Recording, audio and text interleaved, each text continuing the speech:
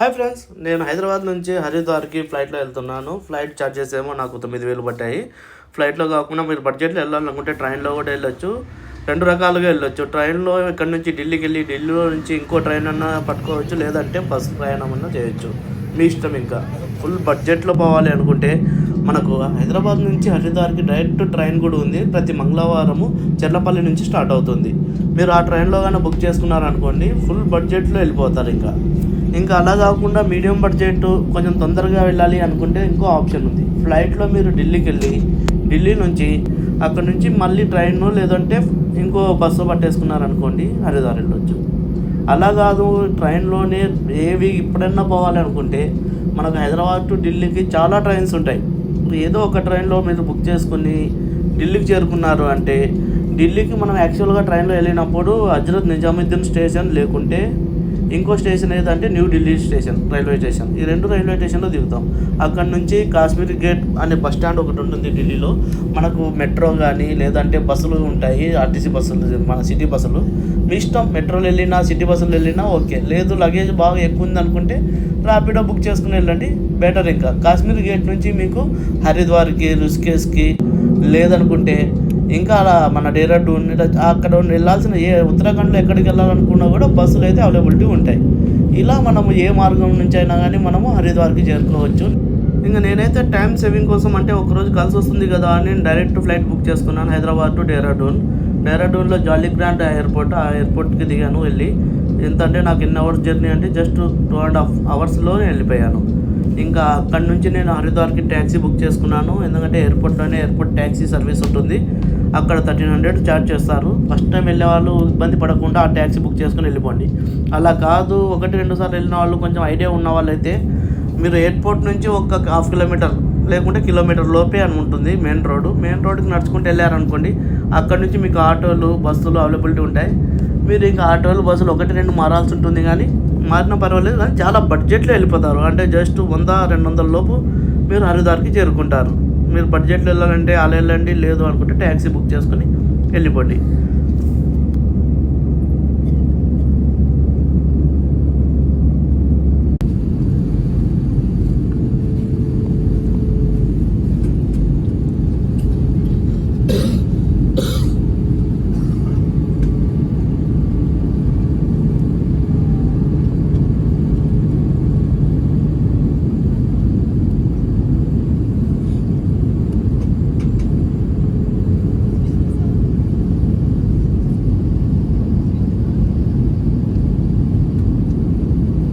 Hi friends, ఫైనల్గా నేను డెహ్రాడూన్కు land అయ్యాను ఇప్పుడే ఈ ఫ్లైట్లో, ఎయిర్ ఇండియా ఫ్లైట్లో. ఉదయం 5:30 గంటలకు హైదరాబాద్లో జర్నీ స్టార్ట్ చేశాను. అక్కడి నుంచి ఢిల్లీకి 7:30కి రీచ్ అయ్యి మళ్ళీ 11:30 to 12:30 ఈ ఫ్లైట్లో వచ్చేసాను. ఇక్కడ మాత్రం చలి ఎంతో ఉంది. ఎంతుందంటే ప్రజెంట్ ఇప్పుడు 7-8 నడుస్తుంది ఇక్కడ. ఇప్పుడు నేనున్న టైం ఏమో 12:40 అవుతుంది. డెహ్రాడూన్ ఎయిర్పోర్ట్లో చూస్తున్నారా, ఎంత ఉండేది డెహ్రాడూన్ ఎయిర్పోర్ట్. ఇప్పుడే బయటకు వచ్చాను. ఇక్కడ నుంచి ట్యాక్సీ బుక్ చేశాను, 1,300 రూపాయలు ఛార్జ్ చేశారు హరికి పౌరికి నాకు హరిద్వార్లో. ఇంకా హోటల్ అయితే నేను ఆల్రెడీ ముందే బుక్ చేశాను, 500 రూపాయలు హోటల్ పడింది. హోటల్ ఎలా ఉందో హోటల్ వెళ్ళాక చూపిస్తాను. ప్రస్తుతానికైతే ఇక్కడ నుంచి 1 అవర్ జర్నీ అనుకుంటాను, 38 కిలోమీటర్స్ ఉంది.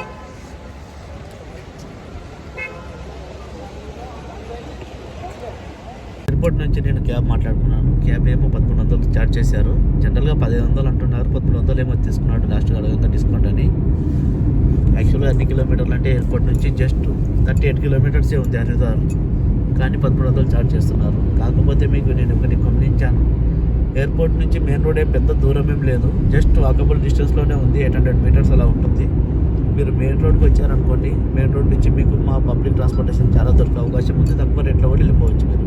కాకపోతే టైం వేస్ట్ అవుతుంది. టైం వేస్ట్ కాకూడదు అనుకుంటే అలా చేయండి, క్యాబ్ బుక్ చేసుకుని వచ్చేసేయండి.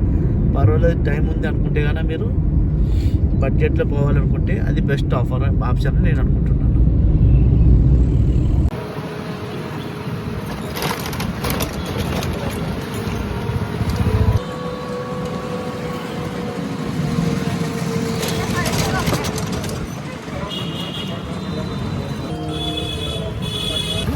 ఫ్రెండ్స్, ప్రజెంట్ మనము హరిద్వార్లో ఉన్నాము. హరిద్వార్లో హరికి పౌరి అనే ఫేమస్ ప్లేస్ అనమాట. ఇక్కడే గంగా హారతి జరుగుతుంది. ఇప్పుడు హరికి పౌరికి వెళ్తున్నాను నేను. ఇల్లు ఆకారంలో ఉన్న బ్రిడ్జ్ని ఇక్కడ నుంచి నేను బాగా దగ్గర నుంచి తీయబోతున్నాను. వీడియో చూడండి మీకోసం.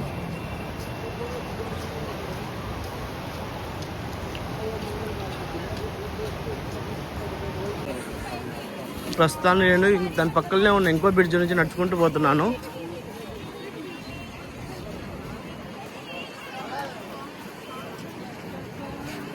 ఇవే రుద్రాక్షలు, ఇందులో రుద్రాక్ష ఫలాలు ఇవి. వీటిలో నుంచి రుద్రాక్ష బయటకు వస్తుంది మనకు. గంగా నది మధ్యలో శివుని విగ్రహం ఉంది. చాలా బాగుంది చూడడానికి. మనం హరిద్వార్ యొక్క విశిష్టం తెలుసుకుందాం. హరిద్వార్ హిందువులకు మోక్షాన్ని కల్పించే సప్తమోక్షపురుల్లో ఒకటి అని చెప్తారు. ఆ సప్తమోక్షపురులు ఏమంటే కాశీ, అయోధ్య, మధుర, ద్వారక, ఉజ్జయిని, కాంచీపురం, హరిద్వార్. కుంభమేళ జరిగే 4 ప్రదేశాల్లో హరిద్వార్ ఒకటి అనమాట. సముద్ర మంత్రం చేసినప్పుడు ఉద్భవించిన అమృతం కోసం దేవతలు దానవులు గొడవ పడిన సమయంలో భూమిపై 4 ప్రదేశాల్లో అమృతం ఒలికిందని చెప్తారు. ఆ 4 ప్రదేశాలు ప్రయాగరాజ్, ఉజ్జయిని, నాసిక్, హరిద్వార్. దానిని పురస్కరించుకునే కుంభమేళ ప్రతి 12 సంవత్సరాలకు ఒకసారి నిర్వహింపబడుతున్నది. ఇంకా పూర్వకాలంలో హరిద్వార్ని మాయాపురి, గంగా ద్వారము, కపిలస్థానం వంటి పేర్లతో పిలిచేవారు. వైష్ణవులు దీనిని హరిద్వార్ అని, శైవులు దీనిని హరద్వార్ అని పిలిచేవారు. భగీరథుడు తన పూర్వీకుల ఆత్మలకు మోక్షం కల్పించడానికి గంగను భూమిపైకి తీసుకురావడానికి గొప్ప తపస్సు చేశాడు. శివుడు గంగ యొక్క వేగాన్ని తన జటాజూలంలో బంధించి గంగను హరిద్వార్ వద్ద భూసంతలంలోకి ప్రవేశపెట్టాడు. అందుకే ఈ ప్రదేశం గంగా ద్వారంగా పిలువబడుతున్నది. హిమాలయాల వద్ద ఉద్భవించి హరిద్వార్ వద్ద భూమి సమతలంలోకి ప్రవేశించిన గంగా నది వెస్ట్ బెంగాల్లో గంగాసాగర్ అనే ప్రదేశంలో సముద్రంలో సంగమిస్తుంది. ఆ ప్రదేశంలోనే భగీరథుడి 60,000 మంది పూర్వీకుల అస్థికుల పైన ప్రవహించి వాళ్ళకి మోక్షాన్ని ప్రసాదించిందని చెబుతారు. ఇంకా హరిద్వార్ యొక్క చరిత్ర వేదాలు, పురాణాలు, మహాభారతం, రామాయణం వంటి గ్రంథాల్లో ప్రస్తావింపబడింది. ఇంకా హరిద్వార్ వేదకాలంలో ఒక ముఖ్యమైన ఆధ్యాత్మిక కేంద్రంగా ఉండేది. ఋషులు, మునులు ఇక్కడ గంగా నది తీరంలో యజ్ఞాలు, తపస్సులు చేసేవారు అని చెప్తారు. సప్త ఋషులు ఇక్కడ తపస్సు చేశారని కూడా చెప్తారు. అంతటి విశిష్ట కలిగిన ప్రదేశం హరిద్వార్. మీరు గంగా నదిలో స్నానం చేశాక లేకుంటే నీళ్ళని తలపైన వేసుకోండి. స్నానం చేయలేని వాళ్ళు చల్లగా ఉందనుకుంటే ఇంకా ఈ ఘాటెంబడి ఉన్న గుడ్లను దర్శించుకోండి. ఇదే గంగామాత టెంపుల్. ఈ టెంపుల్ చూడడానికి చాలా బాగుంటుంది. అమ్మవారి విగ్రహం కూడా చాలా బాగుంటుంది. బ్లూ కలర్లో ఉండేదేమో లక్ష్మీనారాయణ టెంపుల్. ఇంకా ఇది ఓల్డ్ గంగామాత టెంపుల్ అని చెప్తారు, ప్రాచీన గంగామాత టెంపుల్ అని. అలాగే ఈ ఘాటెంబడి చాలా గుళ్ళు ఉంటాయి, చిన్న చిన్న గుళ్ళు. ఆ గుళ్ళను కూడా మీరు దర్శించుకోండి. ఇంకా ఇక్కడ ఎప్పుడు కావాలంటే అప్పుడు మనకు పూజ చేస్తారు. వీళ్ళు బాపనలు రెడీగా ఉంటారు పూజ చేయడానికి. మనం ఏమన్నా పూజ చేయించాలి స్పెషల్గా అనుకుంటే గంగామయ్యకు పూజ చేయించవచ్చు.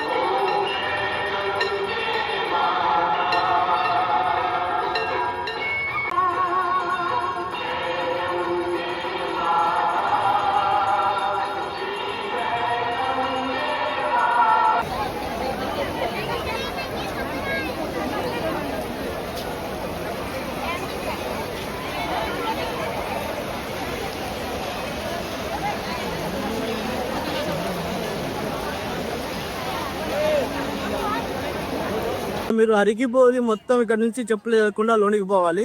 మొత్తం దర్శించుకుని వచ్చాక ఈ కమాన్ చూడండి, గుర్తుపెట్టుకోండి. ఈ కమాన్ నుంచి బయటకు వస్తే మనము ఇక్కడ కర్రీ లీప్ అనేది ఒక రెస్టారెంట్ ఉంటుంది.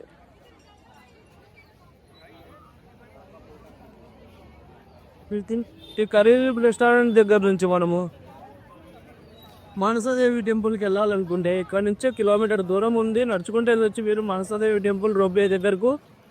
అలా కాదు నడవలేము లగేజ్ ఉందనుకుంటే కరీం రెస్టారెంట్ ముందే మనకు రిక్షాలు లభిస్తాయి అన్నమాట. ఆటోలు కాదు కానీ రిక్షాలు ఇప్పుడు 50 నుంచి 100 రూపాయలు ఇస్తే వాళ్ళు అక్కడ తీసుకెళ్ళి దింపుతారు. ఇంకా మీ చాయిస్. ఇంకా హాయ్ ఫ్రెండ్స్, మనసాదేవికి ఇలాంటి ఆటోల్లో వచ్చామంటే వీళ్ళు 50 నుంచి 100 రూపాయలు చార్జ్ చేస్తారు. మనం ఎక్కడ ఉన్నాం అక్కడి నుంచి హరికిపూరి నుంచి అయితే దగ్గరే ఉంటుంది మనసాదేవి టెంపుల్. ఇక్కడ చూడండి ఎక్కడ ఉంది గుడి అని మీరు అనుకోవచ్చు. గుడికి పోవడానికి దారి ఏదో ఇక్కడ ఉంది అనమాట. ఇక్కడ ఏదో ఆ చిన్న వాకిట్లో నుంచి లోనికి వెళ్తే మనము గుడికి ఎంటర్ అయిపోతాం రోప్వేకి.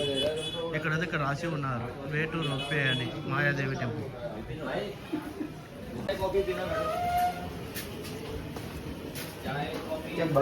एक मिनट ఇలా మెట్లు దిగి కింద ఇదేదో చూస్తే ఏదో సందులు లేకపోతున్నట్టుంది కానీ ఇది అన్నారు వే రోప్వే. చూద్దాం రోప్వే దారి ఇదే అన్నారు అంటే వెళ్ళాలో. ఓకే అమ్మా రోప్వే के लिए कैसे जाना है? Thank you. కాగానే ఆగి అన్నారు ముందుకు వెళ్ళండి అన్నారు. రైల్వే ట్రాక్ ఉంది ఇక్కడే. రైల్వే ట్రాక్ వెంబడి నడుచుకుంటూ వెళ్తున్నాను నేను.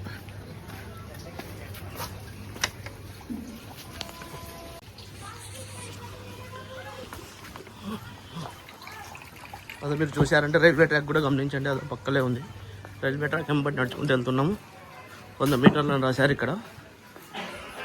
ఇంకా బాట పడుతుందో షాప్స్ కూడా ఉన్నాయి. చలి మాత్రం చాలా ఎక్కువ ఉంది.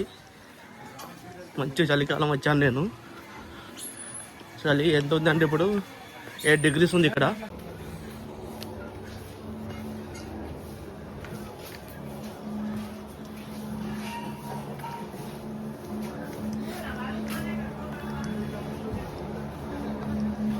మీరు ఇక్కడ గమనించండి టికెట్ దగ్గర రాసి ఉన్నాయి. మనసాదేవి నార్మల్ టికెట్ 199 అంట. Mansa Devi Chandi Devi combine ticket 439, transport ticket 95. మనకు టోటల్ 535 రూపీస్ అనమాట. 534 రూపీస్ మనసాదేవి చండీదేవి రోప్వే దర్శనం. అండ్ ఇక్కడ నుంచి అక్కడికి పోవడానికి మనం రోప్వేలో వెళ్తూ స్థల పురాణం గురించి తెలుసుకుందాం. విలువ కొండలపైన ఉన్న మానసాదేవి పరమేశ్వరుని మానస పుత్రికగా పూజించబడుతుంది. అమ్మవారిని కోరికలు నెరవేర్చే దేవతగా సర్పదేవతగా పూజిస్తారు. మాత మానసాదేవి నాగులకు రాజు అయిన వాసుకి సోదరి. ఆమెను జరత్కారవు అనే మహర్షికి ఇచ్చి వివాహం చేశారు. ఇక్కడ గుర్తుంచుకోవాల్సింది ఏంటంటే మానసాదేవిని జరత్కారవు అని మరో పేరుతో కూడా పిలుస్తారు. ఈ దంపతులకు అస్తికుడు అనే ధర్మాత్ముడు అయిన పుత్రుడు జన్మిస్తాడు. ఒకానొక రోజు జన్మేంజయ మహారాజు సర్పయాగం ప్రారంభిస్తాడు. అది ఎందుకనేది షార్ట్కట్లో చెప్తాను. మహాభారత కాలంలో పాండవుల తర్వాత పరిపాలించిన రాజు పరీచిత్ మహారాజు. అర్జునుని మనవడు, అభిమన్యుని కొడుకు. తాను ఒకరోజు వేటకు వెళ్ళినప్పుడు అడవిలో తప్పిపోతాడు. అక్కడ ఒక ముని తపస్సు చేసుకుంటుంటే తనని నీటి జాడ తెలపమని అడుగుతాడు. ముని తపస్సులో నిమగ్నమై పట్టించుకోకపోవడంతో మృత్యు సర్పాన్ని తన మెడలో వేసి దూషిస్తాడు. దీనితో ఆగ్రహించిన ముని కుమారుడు సర్పకాటుతో మరణిస్తావని శపిస్తాడు. ఈ శాపం వల్ల తక్షకుడు అనే నాగరాజు పాము కాటు వల్ల పరీక్షిత్ మహారాజు మరణించాడు. తన తండ్రి మరణముతో తీవ్రమైన ఆగ్రహించిన జన్మేంజయ మహారాజు ఈ యజ్ఞాన్ని ద్వారా నాగజాతిని అంతం చేయాలని నిశ్చయించుకుంటాడు. ఋత్వికుల శక్తివంతమైన మంత్ర పఠనంతో వేలాది నాగులు ఒకటిగా వచ్చి యాగ అగ్నిగుండంలో పడిపోవడం మొదలెడతాయి. దీనితో నాగుల్లో శ్రేష్ఠుడైన వాసుకి తన సోదరి మనసాదేవిని ఆశ్రయించి తన కుమారుడు అయిన అస్తికుడిని యాగాన్ని నిలిపివేసేందుకు పంపమని విన్నపించుకుంటాడు. అస్తికుడు తల్లి నాగశ్రీ, తండ్రి బ్రాహ్మణ మహర్షి ఒకే పేరుతో ఉన్న దంపతుల పిల్లలు మాత్రమే యాగాన్ని నిలిపివేసేందుకు అర్హులు. ఇది తెలియడంతోనే అస్తికుడు ఈ కార్యాన్ని నెరవేర్చగలడు అని మనసాదేవి విశ్వసిస్తుంది. ఇంకా యాగ ప్రదేశానికి వెళ్ళిన అస్తికునికి జన్మంజయుడు సాదర స్వాగతము పలుకుతాడు. ఏం కావాలో కోరుకోమని అడుగుతాడు. అస్తికుడు తక్షణమే ఈ యాగాన్ని నిలిపివేయాలని విన్నపిస్తాడు. ఇచ్చిన మాట కట్టుబడి జన్మంజయుడు వెంటనే యాగాన్ని నిలిపివేస్తాడు. యాగాన్ని నిలిపివేయడంతో సర్ప సంహరణ ఆగిపోతుంది. దీనితో యావత్ నాగజాతి అస్తికుడికి కృతజ్ఞత తెలుపుతుంది. అప్పుడు అస్తికుడు వాసుకితో, నా తల్లి తపోశక్తి ఆశీస్సుల వల్లే ఈ పనిని నెరవేర్చగలిగానని చెబుతాడు. అప్పుడు వాళ్ళందరూ మనసాదేవి సమీపానికి వెళ్ళి చేరుకొని తమని కాపాడినందుకు భక్తితో పరమరిల్లుతారు. సర్పజాతిని కాపాడిన మాతగా మానసాదేవి అంటే నాగులకు అపారమైన గౌరవం. అందుకే ఆమెను పూజిస్తే అన్ని రకాల సర్పదోషాలు తొలగిపోతాయి అని భక్తుల విశ్వాసము.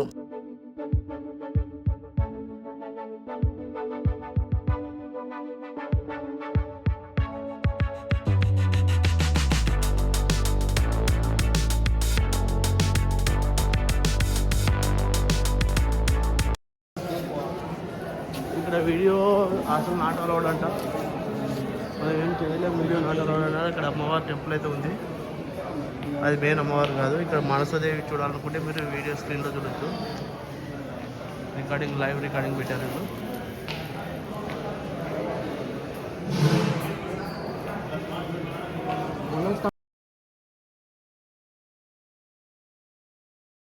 ఇక్కడ ఈ చెట్టుకు దారం కట్టుకుంటే మనకు మంచి జరుగుతుందని ఒక నమ్మకం ఉంది. అందుకే ఇక్కడ చూడండి, దారం కావాలంటే ఇక్కడ ఇస్తారు. ఇక్కడే మనం చెట్టుకు దారం కట్టవచ్చు.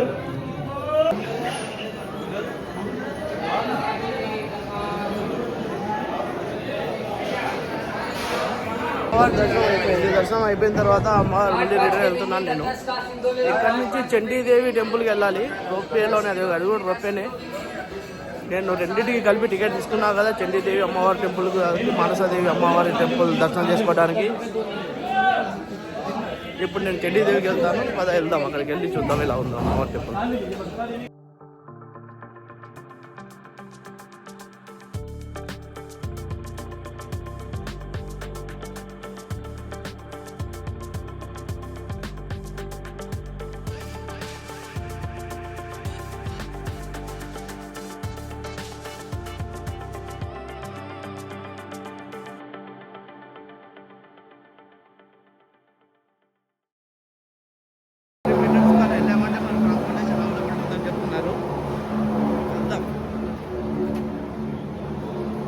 ఇక్కడ మాత్రం బాగుంది.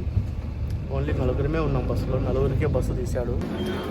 మనసాదేవి టెంపుల్ నుంచి ఒక వెహికల్ వచ్చాం కదా, ఇప్పుడు మహాచండీదేవి టెంపుల్కి వెళ్తున్నాము. ఇక్కడ ఎంట్రన్స్ ఉంది. ఈ ఎంట్రన్స్లో మళ్ళీ టికెట్ చూపిస్తే వీళ్ళు రూపాయికి పంపిస్తారు అనుకుంటాను. బ్యాగులు చెక్ చేస్తున్నారు ఇక్కడ. మళ్ళీ చండీదేవి టెంపుల్కి ఇప్పుడు ఎంటర్ అయ్యాను నేను. ఇక్కడ ఎంట్రీ చెక్కింగ్ ఉంది. చెక్కింగ్ చెక్ చేశాక సిగరెట్లు ఏమైనా అగ్గి పెట్టే అలాంటివి ఉంటే నాట్ అలౌడ్ అనమాట. అందుకే బ్యాగులు చెక్ చేస్తున్నారు. మనం అక్కడ వెల్కమ్ అని చెప్పాను కదా, అక్కడ ఎంటర్ అయ్యాము. ఎక్కువ చూడండి, ఆ గేట్ నుంచి ఎంటర్ అయ్యాక ఇలా లోనికి వచ్చాను. ఇక్కడ నుంచి వీళ్ళు చెకింగ్ చేసి మళ్ళీ లోనికి పంపించారు. ఇప్పుడు మనం రోపేకి వెళ్ళిపోతున్నాం మళ్ళీ.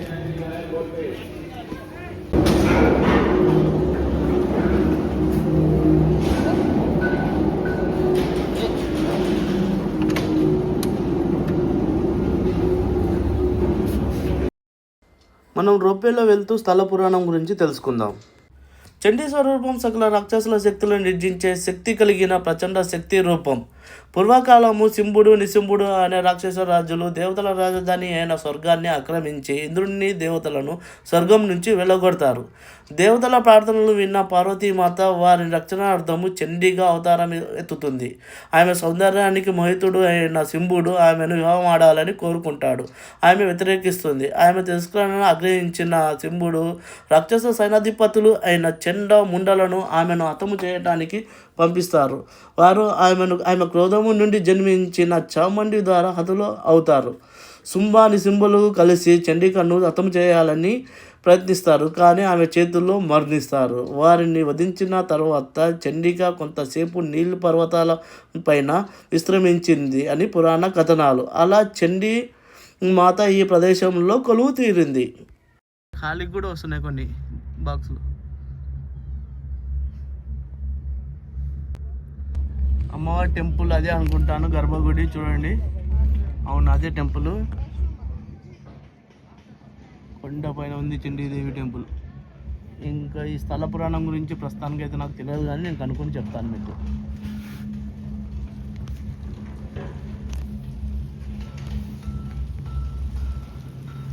వచ్చేసాం, రూప్ దగ్గరకు వచ్చేసాం, దిగిపోవడం ఇక్కడ నుంచి.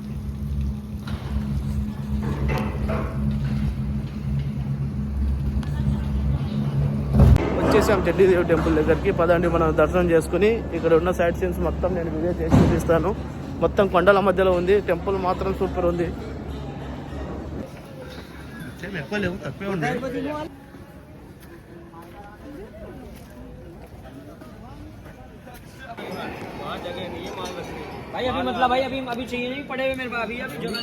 టెంపుల్ దర్శనానికి వచ్చాం కదా, ఇక్కడ చూడండి ముందు గణేశుడు ఉన్నాడు గుడి ద్వారం పైన. జూమ్ చేసి చూపిస్తాను. పూలు, పండ్లు, టెంకాయలు కావాలనుకున్న వాళ్ళు ఇక్కడ కొనుక్కొని వెళ్ళిపోవచ్చు. షాప్స్ ఉన్నాయి, అదో చూడండి షాప్స్ ఉన్నాయి.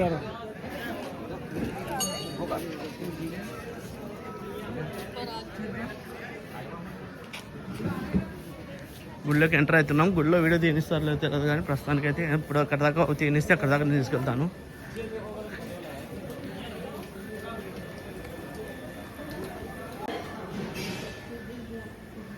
ఇక్కడ మొత్తం హిందీలోనే రాశారు, ఇంగ్లీష్లో కూడా రాయలేదు. చూడండి మీరు కూడా.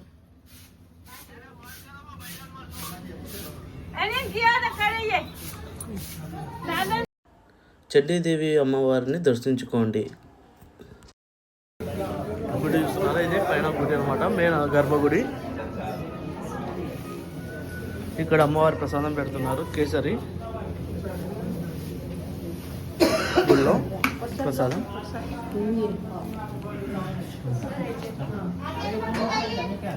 ఇంక ఇక్కడ రుమాలు అన్ని ఇక్కడ కట్టారు. దీని చుట్టూ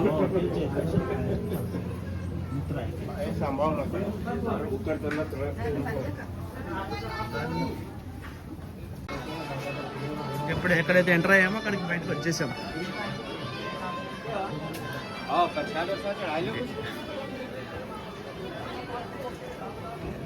బయటికి రాగానే మీరు టిఫిన్ చేయకపోతే టిఫిన్ కూడా చేయొచ్చు. ఇక్కడ టిఫిన్ సెంటర్స్ ఉన్నాయి.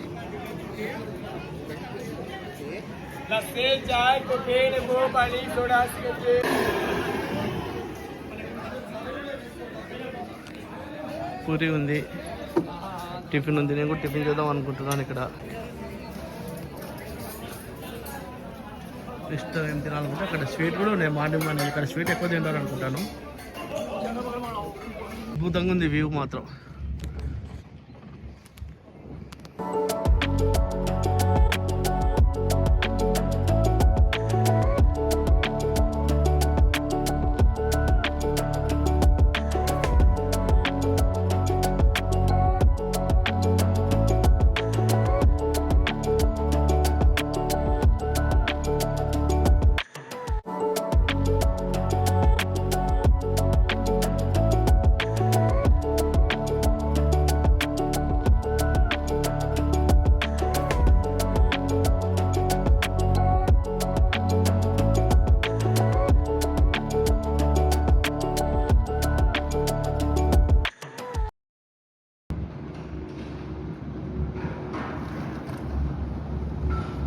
అయిపోయింది. ఫైనల్గా మనము చెడ్డీదేవి టెంపుల్ దర్శనం కూడా అయిపోయింది. రొప్పే నుంచి పైకి వెళ్ళి కిందికి వచ్చాము. ఇంకా ఇక్కడ ఎగ్జిట్ ఉంది. చలో ఎగ్జిట్లో నుంచి బయటికి వెళ్ళిపోవడం. ఇంకా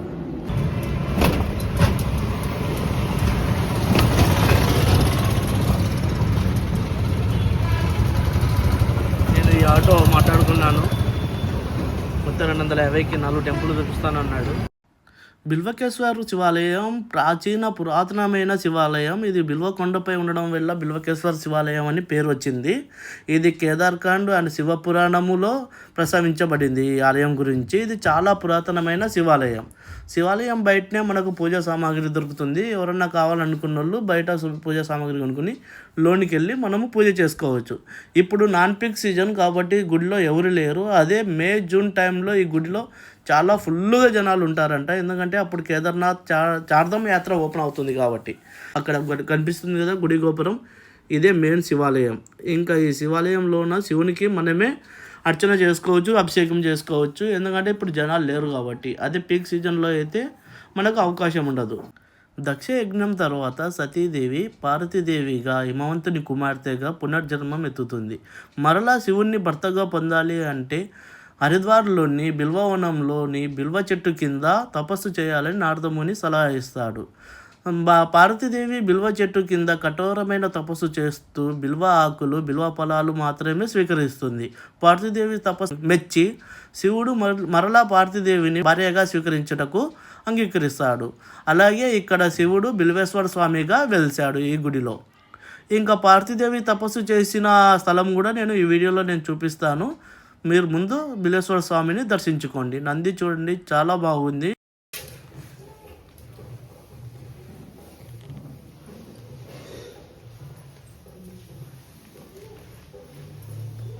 మెయిన్ గర్భగుడికి లెఫ్ట్ సైడ్ మనం కొంత దూరం 100 మీటర్లు నడుచుకుంటూ వెళ్ళామంటే మనకు అమ్మవారు తపస్సు చేసిన స్థలం వస్తుంది. దాన్ని గౌరీకుండ్ అని అంటారు. గౌరీకుండ్ అదే ఇప్పుడు మీరు చూస్తున్నది గౌరీకుండ్. ఆ నీటి కుండ ముందు చూడండి, మీకు కనిపిస్తుంది రైట్ సైడు. అక్కడే అమ్మవారు తపస్సు చేశారు. ఒకానొక సమయంలో ఇక్కడ నీళ్లు దొరకకపోతే అమ్మవారికి బ్రహ్మదేవుని కమండలం నుంచి బ్రహ్మదేవుడే స్వయంగా నీరు ఇచ్చాడని పురాణాల్లో రాసి ఉంది. ఇంకా ఇక్కడ చిన్న గంగా నది పాయ కూడా పోతుంది. చూడడానికి అయితే చాలా బాగుంది. బిల్వేశ్వర్ టెంపుల్ నుంచి మాయాదేవి టెంపుల్ 1.5 కిలోమీటర్ ఉంటుంది. నేను ఒకే ఆట మాట్లాడుకున్నాను కాబట్టి ఈజీగా వెళ్ళగలిగాను. ఇప్పుడు మీరు చూస్తున్నది మాయాదేవి ఆలయం. మాయాదేవి ఆలయంలోకి ఎంటర్ కాగానే రైట్ సైడ్ గోశాల ఉంటుంది, లెఫ్ట్ సైడ్ అమ్మవారి టెంపుల్ ఉంటుంది. హరిద్వార్కి మరొక పేరు మాయాపురి. ఆ పేరు ఈ టెంపుల్ వల్లే వచ్చింది. ఇక ఈ టెంపుల్ యొక్క చరిత్ర ఏంటంటే, దక్షుడు యజ్ఞం చేసినప్పుడు దేవతలందరినీ పిలిచి శివుని మాత్రం పిలవాడు. అప్పుడు సతీదేవి పిలవకుండా కూడా ఆ యజ్ఞానికి వెళుతుంది. అక్కడికి వెళ్ళి అవమానించబడడం వల్ల తాను అగ్నిగుండంలోకి దూకి ఆత్మార్పణ చేసుకుంటుంది. ఆత్మార్పణ చేసుకున్న తర్వాత శివుడు అక్కడికి చేరుకుని ఆ మృత్యు శరీరాన్ని తన భుజాన వేసుకుని విలయ తాండవం ఆడతాడు. విలయ తాండవం ఆడడం వల్ల 4 లోకాలు కంపించిపోతాయి.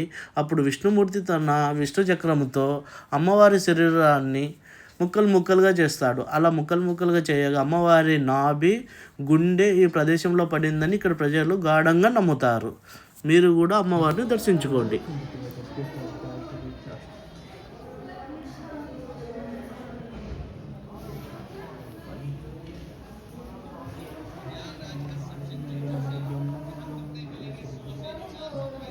ఇక్కడ ఒక గుడి ఉంది. గుడి ఏంటో దానికి తెలియట్లేదు, కానీ విగ్రహం మాత్రం చాలా బాగుంది. భైరవ టెంపుల్ ఇదే అనుకుంటాను.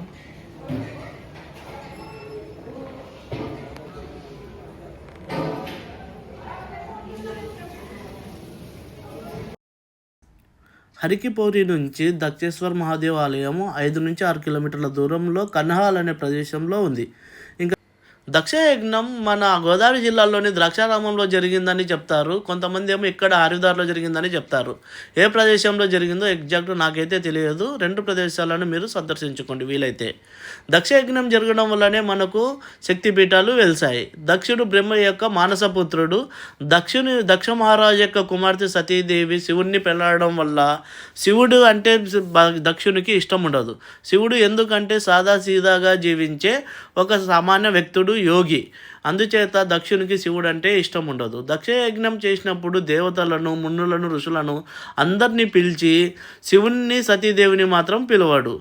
అయినా సతీదేవి ఈ యజ్ఞానికి రావాలని కోరుకుంటుంది. అప్పటికి శివుడు ఆపుతాడు, కానీ సతీదేవి యజ్ఞానికి వస్తుంది. యజ్ఞానికి వచ్చినప్పుడు దక్షుడు సతీదేవిని అవమానించి శివుని పట్ల అనుచిత వ్యాఖ్యలు చేస్తాడు. ఆ మాటలను ఖండించి సతీదేవి తన తపోశక్తి ద్వారా యజ్ఞగుండంలోకి దూకి ఆత్మార్పణ చేసుకుంటుంది. ఈ విషయం తెలిసిన శివుడు తన జుటాజాలం నుంచి వీరభద్రస్వామిని సృష్టించి వీరభద్రస్వామిని ఆ యజ్ఞాన్ని నాశనం చేయమని పంపిస్తాడు. వీరభద్రస్వామి యజ్ఞం దగ్గరకు వచ్చి యజ్ఞాన్ని నాశనం చేసి దక్షిణ ఏకతలను నరికేస్తాడు.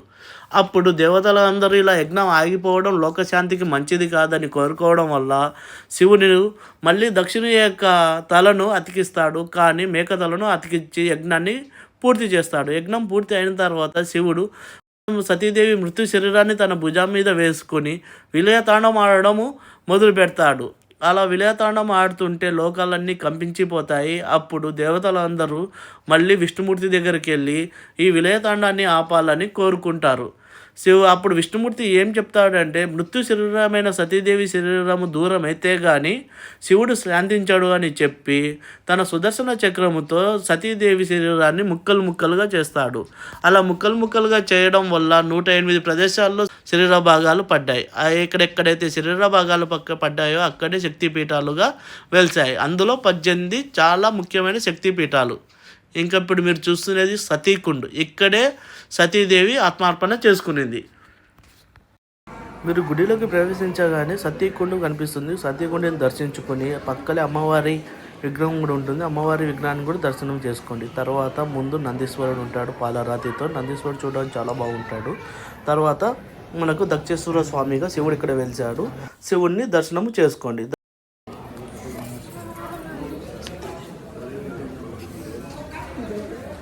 సతీదేవి మందిర్లోనే ఉంది అనుకుంటాను, అందుకే వెళ్తున్నాను నేను ఇప్పుడు.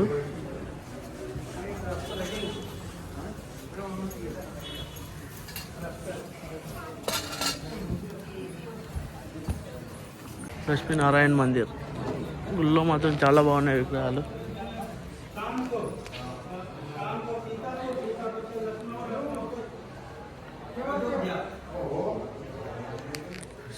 విష్ణువు అండ్ లక్ష్మీదేవి.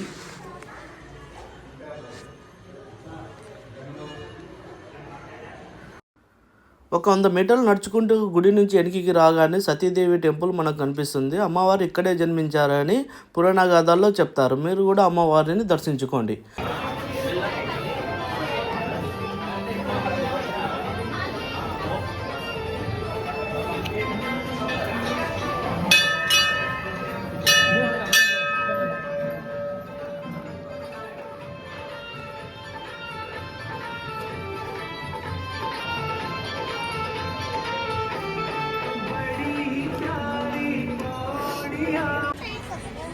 ఫైనల్గా దక్ష మహాదేవ్ టెంపుల్ని కూడా దర్శించుకున్నాను.